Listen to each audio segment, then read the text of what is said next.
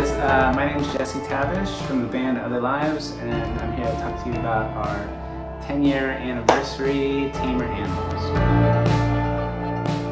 So the album title actually comes from one of my best friends, Adam Wright. He wrote a poem called Tamer Annelise, and I just loved the name so much, and it just it was encapsulated a lot of the themes that we were working with about humans and their environment. And I asked them, and I called him, and thankfully he said, yeah, you can use it. So it was just one of those, and it's a great poem, by the way. It was probably better lyrics than the actual tune. I actually cut that part out, but that's okay.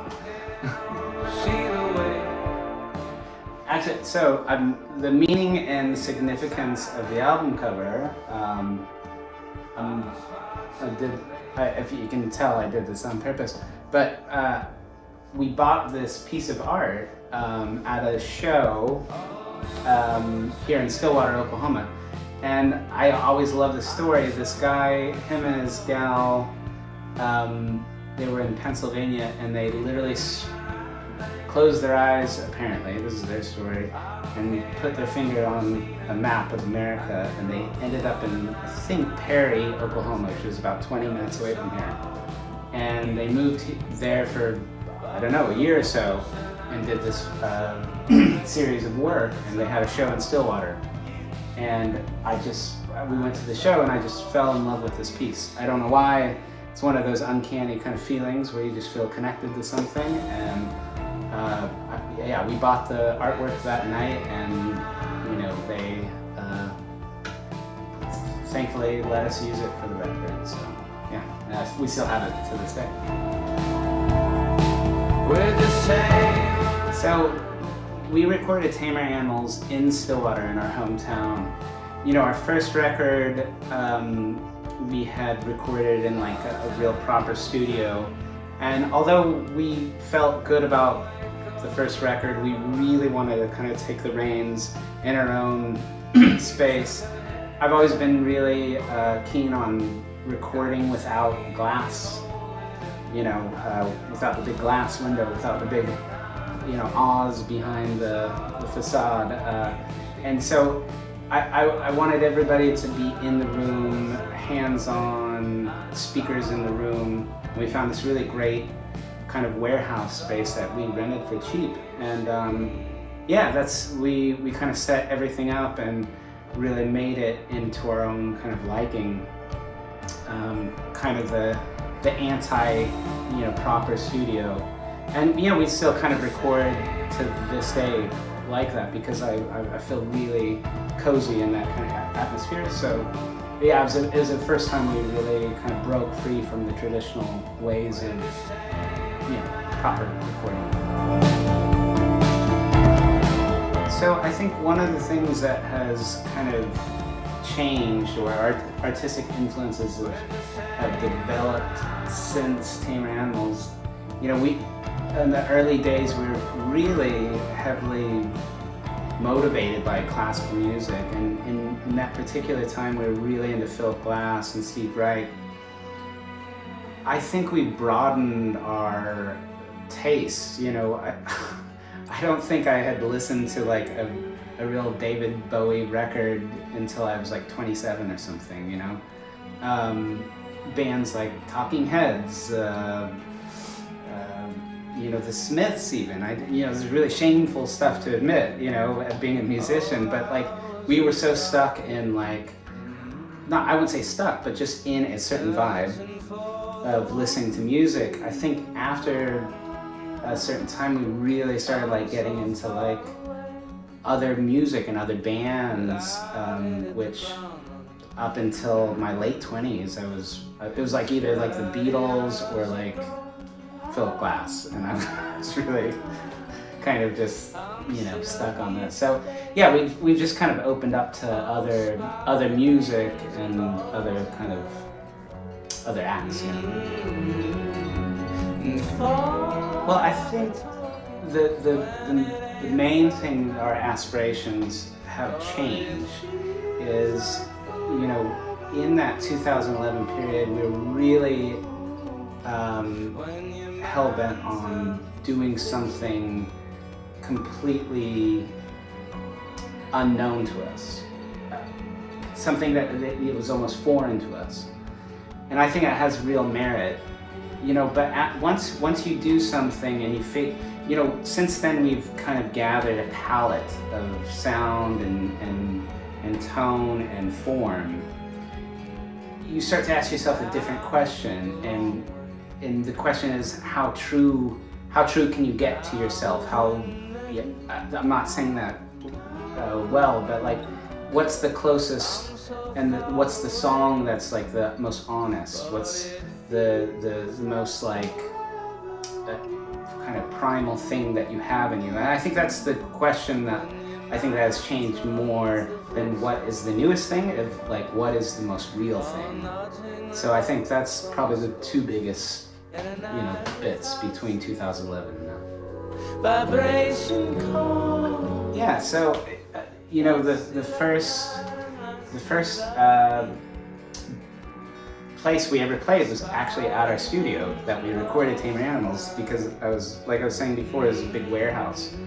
So we had 40, 50, 60 friends come over, and we performed that night probably 2 weeks after we finished the record, and it was kind of a debut of the record in front of our friends and family. And it was a really great place because we were able to do, I think we probably did 4 or 5 performances at the original space. So it was kind of very much in the wheelhouse of where we're at, where we kind of created that. And so we kind of took that same idea onto the road, like the way we set up, even the way we started this thing. Me and John would face each other with pianos because we would record that way.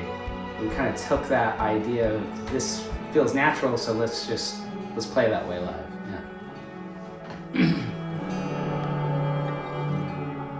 Yeah. What can you say about that? It was like the greatest opportunity of a lifetime.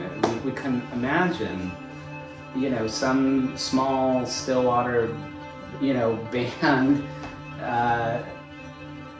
who would, you can't imagine these kind of things. It was absolutely stunning to us, and what it really did, I still think of us as like maybe one of the greatest local bands of all time. I really do, and we're still I still feel that same like Stillwater band.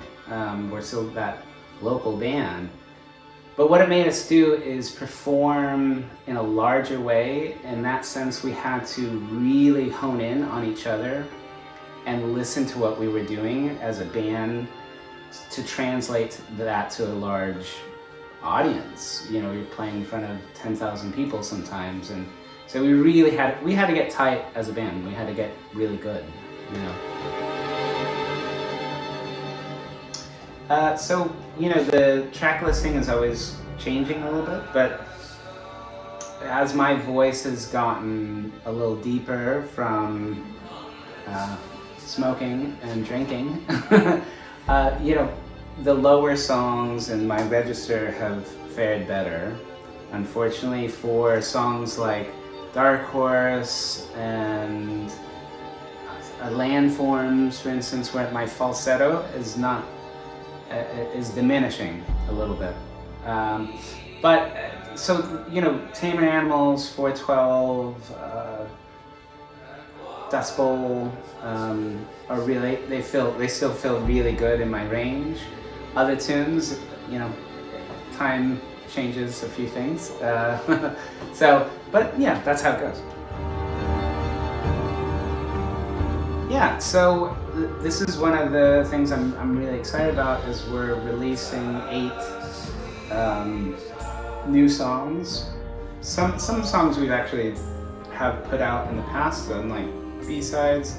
But this was kind of the original, 8 songs that we had done during that time period. And, I adore these songs.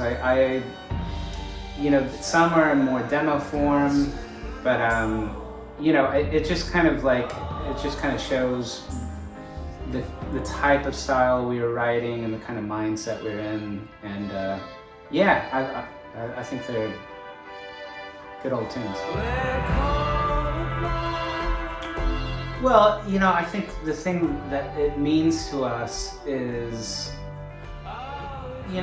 10 years is, it's a thing. It's a time of reflection, of looking back, of what we were at a certain point, and there's a certain youthfulness, and to, I think for any artist that's been around, or a band that's been around, to also realize, like, wow, we've actually, like, come through the other side, and we're still a band, and we're still, we're working on our next record that we're, like, really excited about. Like, there's still this excitement, and I feel really lucky as a band to still have that kind of excitement, and not be jaded, and not be, like, worn out.